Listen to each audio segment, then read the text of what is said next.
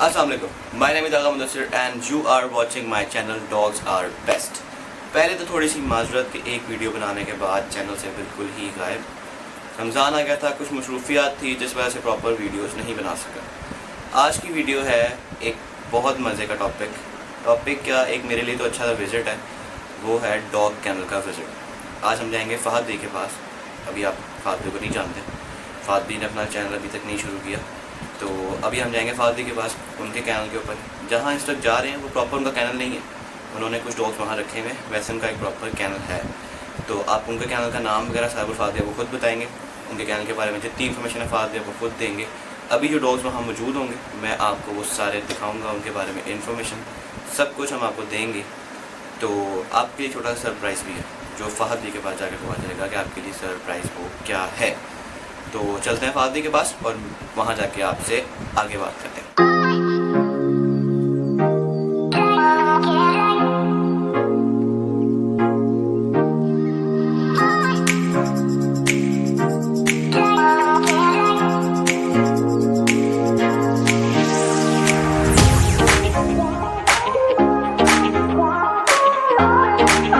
जैसा कि आपको बताया था कि फ़हद दी के पास जा रहे हैं, तो फ़हद दी के पास पहुँच चुके हैं। तो अब फ़हद दी से इनके कैनल के बारे में थोड़ी सी इन्फॉर्मेशन लेंगे कि इन्होंने कौन से डॉग्स रखे हुए हैं और आगे मज़ीद कौन से डॉग्स रखे हैं। फ़हद दी, सबसे पहली बात तो ये है कि जो बेस्ट ब्रीड है मेरे लिहाज से वो लेब्राडोर ही है, और मैं लोगों को प्रेफर भी वही कर रहा हूँ। अब एक नया एडिशन किया रॉटवाइलर का, वो भी ऐसे ही ले लिया, रेस्क्यू किया एक फ़ीमेल। ये पीछे ही आपको इंशाल्लाह वीडियो में आपको उसकी फ़ोटोज़ वगैरह नज़र आ जाएंगी। इसके अलावा रॉटवाइलर ऐड करना है, डॉबरमैन ऐड करना है और इंग्लिश बुल मैस्टिफ। ये 3 से 4 ब्रीड्स होंगी जो कि मैं इनिशली जो है जल्द से जल्द मैं कोशिश करूँगा ऐड करने की। तो फ़हद दी मुझे आप सिर्फ इतना बताएंगे कि किसी बंदे ने फैमिली के लिए डॉग लेना है तो वो सबसे ज़्यादा कौन सा प्रेफरेबल डॉग अपने लिए ले? जो मोस्ट प्रेफरेबल ब्रीड है वो लेब्राडोर ही है, क्योंकि एक तो उसका ये है कि जो अग्रेशन जो रेट है वो कम है, सही, ज़्यादा अग्रेसिव नहीं है वो। बिल्कुल सही। उसके अलावा ये है कि वो खाती भी कम है। लैब, अब जैसे रॉटवाइलर लैब से ज़्यादा खाता है। अब अगर तो आपने इंडोर रखना है तो या तो आप टॉय ब्रीड रखें या आप लैब आप रखें। अगर आप कोई और ब्रीड, जैसे आप लोगों को जर्मन शेफर्ड का बहुत शौक है, वो कहते हैं जी लॉन्ग कोट जर्मन शेफर्ड रखें। सर आप लॉन्ग कोट जर्मन शेफर्ड ख़रीद तो लेंगे, आप उसको इंडोर कर लेंगे। अब वो लॉन्ग कोटेड है, उसने अपना कोट शेड करना है। जब भी वो अपना कोट शेड करेगी आप बाल उठाते रहेंगे। उसके अलावा उसका कोट है, उसकी प्रॉपर ग्रूमिंग है, आप उसको कितना का टाइम दे लेंगे। तो बात अगर जैसे किसी ने शॉर्ट ब्रीड घर में रखनी है, टॉय ब्रीड रखनी है, तो टॉय ब्रीड में कुछ ब्रीड ऐसी हैं जो वन मैन डॉग है, रशियन डॉग है, वो अग्रेसिव होता है दूसरों के लिए। हाँ। तो कौन सी टॉय ब्रीड ऐसी होगी जो घर में आप बच्चों में इजीली रख सकते हैं? पग आपका बेस्ट ऑप्शन है। पग की, पग भी बेहतर है, रशियन भी बेहतर है। रशियन जो अग्रेसिव है वो टूवर्ड्स अदर पर्सन है, मतलब कि अगर कोई शख्स जो उसे फेमिलियर नहीं है वो आता है तो वो उसके लिए अग्रेसिव है, आपके लिए नहीं। सही। तो खाली आप कितनी देर होगी डॉग्स रखे हुए लेब्राडोर से, कब से शौक हुआ? लेब्राडोर्स की ब्रीडिंग करते हुए मुझे तकरीबन 4.5 साल हो गए, और डॉग रखते हुए मुझे 10 से 12 साल हो गए। 10 से 12 साल। 10 से 12। तो शौक कहाँ से पैदा हुआ कि यार डॉग रखना चाहिए? पहला डॉग कब रखा? शुरू से ही शौक तो शुरू से ही था, लेकिन आपको पता है जैसे हमारी ब्राउन फैमिलीज हैं, अलाउंस नहीं मिलती डॉग्स की। सही। कैट्स की मिल जाती है, कैट रखी 2-3 दिन रखी, भेज दी, फिर डॉग्स की बढ़ी। तो इनिशियली जैसे मेरे ख्याल से जो मोस्टली जो डॉग लवर्स हैं वो मिक्स ब्रीड ही रखते हैं, तो मैंने भी कुछ अर्सा मिक्स ब्रीड ही रखी थी। आई थिंक 5 या 6 क्लास में मैंने एक मिक्स ब्रीड मैंने रखी थी। उसके बाद उसको निकाला, फिर एक रशियन फीमेल लेके आया, रशियन फीमेल निकाली, फिर एक पॉइंटर मिक्स लैब लेके आया, उसको रखा। कुछ अर्से बाद फिर उसको मैंने सेल आउट किया, फिर मैं एक लैब फीमेल लेके आया ब्लैक कलर की, वो मैं लेके आया था 8 दिन। बस वो यही था कि वो 8 दिन की रख के तो मुझे एक्सपीरियंस भी हुआ कि बच्चे को पालना कैसे है। अब अल्लाह का शुक्र है कि जो लिटर्स होते हैं, कभी एक बार जो फीमेल्स हैं उनके मिल्क में मुझे प्रॉब्लम आ गई। फादी मुझे ये बताएं कि आपके कैनल का नाम क्या है? Hercules jealous. दोबारा रिपीट करें, काफ़ी मुश्किल है, हमें भी समझ नहीं आता कभी कभार। Hercules jealous. तो ये नाम किससे सोच के, किसने आपको ऐसी तजवीज़ दी यार ये नाम रखा? तजवीज़ तो किसी ने नहीं दी, कैनल भी ऐसे ही रजिस्टर करवा लिया। नहीं तो मैं बिलोंग करता था बिग बी कैनल से, मेरे बड़े अच्छे दोस्त हैं, ब्रीडिंग मैंने सीखी भी मैंने वहीं से, और जो है ब्रीडिंग कैनल उन्हीं का ही, मतलब कि ना मैं ऑन गोइंग में लेके मैं चल रहा था। तो मेरे पास ब्रीडिंग होती थी वो बिग बी कैनल से बिलोंग है, या US बर्ड्स कैनल मेरे दोस्त हैं उनसे बिलोंग होती थी। तो बस वो एक दिन जुगन काजिम को मैंने एक पब मैंने सेल मैंने किया था, तब मैंने सोचा कि यार अगर किसी को पब देना ही है तो अपने कैनल के नाम से क्यों ना दिया जाए। तो उस दिन मैंने फिर अपना कैनल रजिस्टर करवा दिया। तो फादी इसमें आपको कितने लैब्राडोर्स मौजूद हैं और कहाँ कहाँ पे, यहाँ पे फिलहाल कितने लैब्राडोर्स हैं?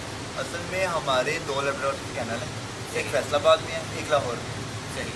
जो फैसलाबाद में है उसका नाम है चोकोमुका कैनल, चोकोमुका लैब्राडोर कैनल, और एक ये लाहौर में हरकुलस गैलिस। मेनली जो डीलिंग है वो हरकुलस गैलिस पे ही होती है। मतलब कि अगर कोई कहता है कि मैंने फैसलाबाद में उसको डॉग चाहिए तो फैसलाबाद में भी लिटर्स हैं, 2 से 3 फीमेल्स वहाँ पे मौजूद हैं। सही। उसके अलावा लाहौर में ओवरऑल 8 फीमेल्स मौजूद हैं। लेकिन ऐसा कभी नहीं होगा कि आप साल में 12 महीने 24 घंटे लैब्राडोर मौजूद है हमारे पास, अब आप जब मर्जी रब्ता कर सकते हैं लैब के। सही हो गया। तो फादी मुझे सिर्फ इतना बताएं, जब आपके घर में लीटर होता है तो कुछ लोग बच्चा बहुत छोटा ले आते हैं, मतलब 8 से 10 दिन का ले आते हैं, मदर मिल्क भी उसने पूरा नहीं किया होता। तो आप क्या प्रेफर करेंगे कि कितने दिन का बच्चा लाना चाहिए ताकि इजीली वो बीमारियों से बच के अच्छी तरीके से ग्रोथ कर सके? एक तो सबसे पहला कॉन्सेप्ट ये है कि जो अगर तो जी पप मदर मिल्क पी रहा है, मदर के मिल्क में कोई मसला नहीं है, तो आई थिंक जो पप है उसको जो नेचुरल फर्स्ट ऑफ ऑल हमारे पास होती है नेचुरल इम्यूनिटी। इसके बाद हम ये जो एक्टिव इम्यूनिटी है, सेकेंड इम्यूनिटी है, वैक्सीन की तरफ हम जाते हैं। जो फर्स्ट जो इम्यूनिटी है वो मदर से मिलती है, वो 28 डेज़ तक पप में होती है। 28 डेज़ तक आपके पप को किसी भी तरह की कोई भी बीमारी नहीं हो सकती। जो प्रेफरेबल वैक्सीन टाइम है वो 28 to 30 डेज़ के दरमियान में आप कर लें, उसके बाद आप पप लें। 30 डेज़। मुझे आप इतना बताएं कि आप पप की वैक्सीन खुद कर सकते हैं? खुद करते हैं, खुद करता हूँ। आप खुद करते हो? तो कौन सी वैक्सीन पहली शॉट कब लगता है? फर्स्ट अब तो ये डिपेंड करता है ब्रीडर टू ब्रीडर। सही। कुछ ब्रीडर 45 डेज़ पे फर्स्ट शॉट लगाते हैं, मैं 30 डेज़ पे फर्स्ट शॉट लगाता हूँ। अब जो फर्स्ट शॉट है वो लगेगा प्राइमाडॉग का, सेकंड शॉट है वो लगेगा प्राइमाडॉग का बूस्टर 22 डेज़ के बाद। ठीक है। आपने हर वैक्सीन से पहले अपने पप को डिवर्म लाजिम करना है। ठीक है। सेकंड जो शॉट होगा वो प्राइमाडॉग का बूस्टर होगा। फिर जो थर्ड वैक्सीन होगी वो भी हेक्साडॉग। सही। हेक्साडॉग प्रेफरेबल इसलिए है कि उसमें 5 से 6 डिजीज़ जो हैं वो कवर रहती है। ठीक है। मौजूद। सही। आपने एक शॉट आपने हेक्साडॉग का लगाया, फिर 22 डेज़ का गैप आप देंगे, फिर आप हेक्साडॉग का बूस्टर शॉट तो लगाएं। फादी मुझे ये बताएं कि डिवर्मिंग करने के लिए, तो कुछ लोग कहते हैं कि वेट के हिसाब से करनी चाहिए, कुछ बड़ा डॉग है तो 2 गोलियाँ दे दो, नहीं तो 3 गोलियाँ दे दो, तो आप किससे कौन सी टैबलेट प्रेफर करते हैं और कितने वेट में क्या टैबलेट लगती है? यार देखें, अब तो रोज़ ब रोज़ जो न्यू ब्रांड्स हैं वो हम इंट्रोड्यूस हो रहे हैं। पहले फर्स्टली लोग हम क्या करते हैं कि अगर हमने जैसे आपके पास पप है, आप मेरे पास रहते हैं, जो वेटनरी स्टोर है वो आपसे बहुत दूर है, तो प्रेफर आपको मैं करूँगा कि जो इजीली आपको जो ह्यूमन फार्मेसी है वहाँ से आपको जो मेडिसिन मिल जाए उससे आप डिवर्म अप करें। उसमें जो कॉमनली हम यूज़ करते हैं कैटरस सिरप है, वर्मॉक्स है, ये बहुत अच्छी है अगर आप ह्यूमन फार्मेसी जो अवेलेबल होती है। सही। इसको according to weight, according to pup age, इसके अकॉर्डिंग आपने उसको मतलब कि आपने प्रिस्क्राइब करनी है, आपने देखनी।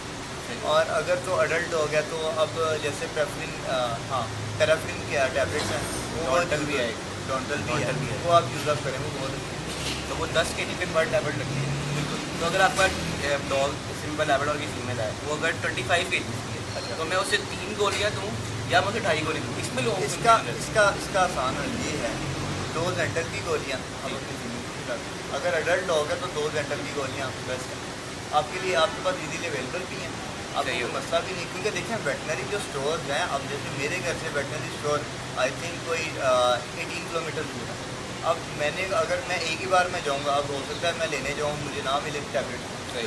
पैराफिन या ट्रोंटल है, मुझे ना मिले, तो मुझे क्या करना पड़ेगा, मुझे फिर जो ह्यूमन फार्मेसी है मुझे वहीं से मुझे मेडिसिन लेनी पड़ेगी। सही हो गया। तो फात भी जो लीटर फैसलाबाद में आपके पास अवेलेबल होता है, तो अगर आपके पास ऐसे कोई लाहौर में उस टाइम लीटर अवेलेबल नहीं है, तो कोई बंदा आपसे कहता है मुझे लीटर चाहिए, तो वो पप्स आप फिर वहाँ से वहाँ से मैं आपको मंगवा के दूँगा, या तो वहाँ से मंगवा के दूँगा, या लाहौर में मेरे कुछ दोस्त हैं जिनके पास, जैसे मेरे पास अच्छी क्वालिटी के लैब है, उनके पास भी मौजूद है। सही हो गया। तो जो उनके पास अगर कोई पप अवेलेबल है रीज़नेबल प्राइस में, या उस प्राइस में जिसमें कस्टमर को चाहिए, काफ़ी लोगों को रिक्वायर्ड है जी मुझे 60,000 में मुझे एक लैब्राडोर का पप चाहिए, और मैं कोशिश में ये करूँगा कि जो मेरा दोस्त है जो मुझे बेस्ट डिस्काउंट वो मुझे दे सकता है, उसमें पप जो है मैं उनको मैं दिलवा दूँ कस्टमर को। सही। तो फात भी मुझे बताएं पेडिग्री में डील करते हैं नॉन पेडिग्री में? यार देखें, जो पहली प्रेफरेंस है वो पेडिग्री है। अब कभी कभार हो जाता है कि कुछ, अब एक फीमेल है वो अंडर एज है, जो पेडिग्री अप्लाई करने के लिए जो फीमेल की रिक्वायर्ड एज है वो है 17 मंथ। अब कुछ फीमेल्स हैं उनकी वो 9 मंथ में हीट पे आ जाती हैं और हम उनको मेट करवा लेते हैं, या आपने जैसे अब आपके पास फीमेल है पेडिग्री, आपने उसको 9 मंथ पे मेट करवा लिया, सही हो गया। अब उसका लीटर पेडिग्री नहीं हो सकता, वो एक प्रीमेच्योर लीटर होगा। तो आई थिंक उस नॉन पेड में इस तरह के लीटर ज़्यादा प्रेफरेबल है, क्योंकि पेरेंट्स पेडिग्रीड हैं, पेरेंट्स बहुत अच्छे क्वालिटी के हैं, तो जो भी ख़रीदेगा उसको किसी भी तरह का कोई मसला मसाइल नहीं पेश आएगा क्वालिटी के लिहाज से। तो ये बात हुई आप जो अब बच्चा है छोटा, आप उसमें कौन से प्रोडक्ट्स यूज़ करते हैं? या किस प्रोडक्ट कंपनी के प्रोडक्ट्स? जो सबसे देखें, अब हमारे पास जो अच्छे ब्रांड्स हैं वो एक नहीं है, 4 से 5 हैं। सही है, अब वो हर ब्रांड को डिस्कस करने में काफ़ी लंबी चौड़ी बहस है। सही है। सबसे पहले आपने ये देखना है कि जी आपको जो भी कंपनी है, अब जिसका जैसे कि अब आपने अपने 1 मंथ के पब के लिए आपने स्टार्टर आपने बाय करना है।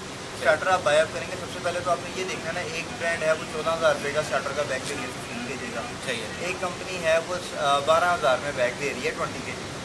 अब आपने सबसे पहले आपने ये देखना है कि प्रोटीन रेशियो किस में सबसे ज़्यादा, और जो प्रोटीन सोर्स है मतलब कि ऐसा हो गया, अब जो आप 15 के जी वाला बैग आप दे रहे हैं उसमें जो प्रोटीन जो सोर्स है वो ग्रेन से है, दालों वगैरह से है, दालें इनको हजम नहीं होती। जो 20 के जी वाला है उसमें क्या पता जो प्रोटीन सोर्स है वो मीट हो। तो आई थिंक आपको इन चीज़ों को, ये काफ़ी एक लंबी चौड़ी बहस है। इंशाल्लाह इसके बारे में ना मैं अपने चैनल पे वीडियो अपलोड में कर दूँगा, और क्योंकि वो अगर चैनल का नाम बता दें। चैनल का नाम भी मेरे चैनल के नाम से ही होगा, हर्बल जेलसी। इंशाल्लाह 2 से 3 दिन में लाइव हो जाएगा चैनल। बहुत शुक्रिया। तो फादी ये बताएं कि बेबी मिल्क किस किस कंपनी पाकिस्तान में आ रही है, कौन सी कंपनियाँ बेहतर है बेबी मिल्क के साथ? कंपनियाँ बहुत ज़्यादा हैं, आपके पास मीरा आ जाता है, दिबाग आ जाता है, आई थिंक विनर प्लस का भी मिल्क है, लेकिन जो बेस्ट है वो रॉयल कैनन है। तो रॉयल कैनन क्या मार्केट में क्या प्राइस है? प्राइस यार आई थिंक कुछ टाइम पहले उसकी प्राइस, लॉकडाउन से पहले उसकी प्राइस थी 8,000। 2 के जी का 2 के जी की उसकी बकेट होती है। सही। उसकी प्राइस थी 8,000, फिर आई थिंक 2 दिन बाद उसकी प्राइस होगी 8,500। तो अभी शायद 9,000 या 8,500 इसी के बीच में वो स्विंग कर है। सही। तो जैसे कि आपसे बात हुई थी कि एक सरप्राइज़ है, वो सरप्राइज़ ये कि फादी के पास अभी भी लीटर मौजूद है, तो पब सेल के लिए आपको पब दिखाते हैं और उनकी प्राइजेस और उनकी कैसी। ये है छोटा सरप्राइज़ आज का, ये फादी का यहाँ पे लीटर इस टाइम मौजूद है। तो फादी कितने पब्स अवेलेबल है आपके पास? अभी इस टाइम 7 पब्स अवेलेबल हैं। सही। जिनमें से 3 पब्स जो हैं वो बुक हैं। सही। 3 पब बुकड है, मतलब 4 पब्स अभी सेल के लिए हमारे अभी पास सेल हैं। के लिए अवेलेबल है। तो उनमें एक येलो फीमेल है, सही। 2 ब्लैक मेल हैं और एक ब्लैक फीमेल है। ब्लैक। ये हमारे पास एक ब्लैक में फीमेल मौजूद है। क्वालिटी आपको आई थिंक 14 डेज ओल्ड पप है ये, आज इसकी आंखें खुलना शुरू हो गई हैं, तो क्वालिटी आपके सामने है। तो फादी पेरेंट्स पेडिग्रीड है? पेरेंट्स सर, पेरेंट्स अगर देखें, अगर तो आपने पेडिग्री लीटर आपने लेना है तो ज़रूरी है कि जो पेरेंट्स हैं वो पेडिग्रीड हों, जो फीमेल है वो आपकी कैनल पे रजिस्टर हो, आपके नाम पे हो। सही। तो फादी ये लीटर आपने जब लिया इसे, तो इसका मेल आपने कहाँ से, कौन से मेल से क्रॉस करवाया? उस मेल के बारे में कुछ उस इन्फॉर्मेशन? मेल का नाम है यस्को सेट बिक्री कैनल। वो बच्चा है चैम्पियन था, आई थिंक 17-18 का चैम्पियन था, बहुत सारे senior, one of the best yellow male है इन द वर्ल्ड। तो अब उसी को देख के आप लीटर का भी अंदाज़ा आप लगा सकते हैं कि बच्चे कितनी अच्छी क्वालिटी है। तो फादी एक पब की प्राइस क्या देंगे? एक पप जो है मैं आस्किंग एक पप की कर रहा हूँ 70,000। डिमांड मतलब 7,000 एक पब की करें, फीमेल है या मेल है? वो फीमेल है या male है, कोई भी। ठीक है। तो कहाँ तक लास्ट मिल जाएगा? लास्ट जो है एक पप 60,000 में फाइनल होगा। फाइनल होगा? फाइनल होगा, ठीक होगा। और माशाल्लाह से मैंने जो बाकी के जो पप्स हैं मेरे वो 70-75 इसी के राउंड खेल रहे हैं, क्योंकि जो येलो पप है उसकी प्राइस अब बिट ज़्यादा होती है, सही है। जो ब्लैक है उसकी कम ब्लैक की थोड़ी सी कम। बिल्कुल। तो जो भी आपके चैनल के रेफरेंस से जो भी मेरे पास आएंगे, उनको जो पप है ब्लैक में जो पप है वो 50,000 में एक मिलेगा। ठीक है। और जो येलो में एक फीमेल अवेलेबल है मेरे पास वो 60,000 में उनको। तो ये इतना अच्छा खासा डिस्काउंट दिलवा दिया, और क्या चाहिए? और फादी मुझे ये बताएं कि ये पप्स आप कब डिलीवर करेंगे? अगर कोई आपसे बुक करवाता है, मदर मिल्क पूरा करवाने के बाद डिलीवर करेंगे, वैक्सीन देने के बाद? देखें, अब बच्चों ने मेरे पास अभी क्या नाम है, बच्चों की आंखें खुल गई। सही है। अब माशाल्लाह से जो बच्चे हैं वो 22 डेज़ पे डॉक्टर खाना शुरू कर देंगे, सेल्फ फीड पे आ जाएंगे। सेल्फ फीड पे आ जाएंगे। सेल्फ फीड पे आ जाएंगे। सेल्फ फीड पे आने के बाद आई थिंक 25-30 डेज़ तक जो पप है वो रेडी है। तो भाभी आपसे एक क्वेश्चन है कि अगर एक बंदा 20 डेज या 22 डेज का बेबी आपसे बाय करता है, तो उसको तो मिल्क देने की ज़रूरत है, नहीं है, मिल्क ना दें? ना दें। मिल्क अगर कितना एज का बच्चा आप घर पे कहते हैं तो उसको मिल्क देना लाजमी होता है? देखें 22 डेज़ पे जब बच्चा सेल्फ फीड पे आ गया, सही है। तब आपके लिए ज़रूरी नहीं है कि आप मार्केट जाएं, आप एक बकेट आप खरीदें, वो बकेट आप उसको दें। अगर तो आपको फाइनेंशियली चीज़ ज़्यादा हिट नहीं करती तो मैं प्रेफर करूँगा कि आप एक बकेट मिल्क बकेट आप ले आएँ, आप उसको पिलाएँ। क्योंकि बच्चा सेल्फ फीड पे आ गया, आपने क्या करना है, आपने आउंसेस के अकॉर्डिंग आपने मिल्क बनाना है और आप उसको सर्व कर देना। सही है। लेकिन बच्चा जो है वो मेरे पास बच्चा जो है 30 डेज़ पे अपनी चिकन डाइट पे भी होगा और डॉग फूड पे भी होगा और उसको किसी तरह का स्टमक का कोई प्रॉब्लम नहीं होगा। फर्स्ट वैक्सीन उसको लग चुकी होगी, पेडिग्री डॉक्यूमेंट्स उसके रेडी होंगे। तो फादी आप मुझे सिर्फ इतना बताएं कि अगर जो कुछ लोग नया नया शौक करते हैं, अब एक बच्चे ने नया नया पप्पी दिया, उसको इस बारे में कोई इन्फॉर्मेशन नहीं है, वो घर जाके इससे जो आम घर का दूध होता है वो देते हैं, इसको ब्रेड देते हैं साथ, तो उससे पप्पी का पेट खराब होता है। तो ये बच्चे देनी चाहिए कि नहीं देनी चाहिए। जो गाय का दूध है उसमें लैक्टोज मौजूद है, जो लैक्टोज है वो डॉग्स को अनडाइजेस्टेबल है। सही हो गया। तो अगर आप उसको देंगे तो नुकसान होगा। अगर उसका पेट खराब होगा तो वो लूज मोशन होंगे, लूज मोशन से डायरिया की तरफ जाएगा, डायरिया से पार वो स्टमक जितना अपसेट होगा। गर्मियों में ऐसी कौन सी बीमारी होती है जिससे बच्चों को बचाना चाहिए, खासतौर पर छोटे? लेकिन जो पहली जो बीमारी है ना जो इनको होती है वो पारो है, कॉमन जो है हमारे पास। क्या सिम्टम्स होते हैं कि बंदा अंदाजा लगाए कि यार ये हो रहा है? सिम्टम्स बात देखें, आपके लिए सबसे जो टेंशन लेने वाली बात है वो यही है कि आपका कोई पप है या डॉग है, उसने खाना खाना छोड़ दिया। जिस दिन वो खाना नहीं खा रहा, आप बजाय किसी से पूछेंगे भाई मैं क्या करूँ, आप उसको वेट के पास थे। क्योंकि मेरे ख्याल से आपके सामने ही हमारे एक भाई हैं, उनके साथ एक हो चुका है। आज ही की बात है, उनके 2 पप्स एक्सपायर हो गए। वजह यही थी कि वो देख रहे थे कि उसने खाना खाना छोड़ दिया, वो 2 दिन से उसको देख रहे थे। मशवरा आप लोगों को ये कि घर में कोई नुस्खे इस्तेमाल ना करें। एक भाई 2 पपी इस टाइम गवा चुके हैं और उनकी फीमेल भी खाना खाना छोड़ चुकी है, तो ये ऐसे नहीं करना चाहिए। अगर आपको पपी में कोई भी मसला लगा, सबसे पहले आपको ऑप्शन दिया है कि आप वेट को चेक करवाएं, वो आपको प्रॉपर सजेशन देंगे कि इसका आपने क्या करना है। और बात ही ऐसी कौन सी डिजीज़ होती है बच्चों में आ जाती है जिससे पपी नहीं बच सकता? अगर अब होगी तो बस फिर कोई ऐसी कोई बीमारी नहीं है, ये ज़िंदगी मौत अल्लाह के हाथ में है। अब जैसे जो भी कस्टमर हमारे पास आता है, पहली बात तो ये है कि भाई ये सांस लेने वाली चीज़ है, ये अभी है ये नहीं है। जैसे हमारी ज़िंदगी का कोई पता नहीं है, इनकी ज़िंदगी का भी कोई पता नहीं है। हम सिर्फ काविशें कर सकते हैं इनको बचाने के लिए, इनको सिक्योर करने के लिए। इसलिए ज़रूरी है कि जो आपका वैक्सीनेशन शेड्यूल है आपके पास, उसका उसको ज़रूर कंप्लीट करके रखें और जो उसकी डेवलपिंग है वो टाइम टू टाइम करें। कोशिश ये करें कि आप उसको डॉग फूड या कोई भी खाना है वो आप उसको दें जो कि उसको सूट करता है।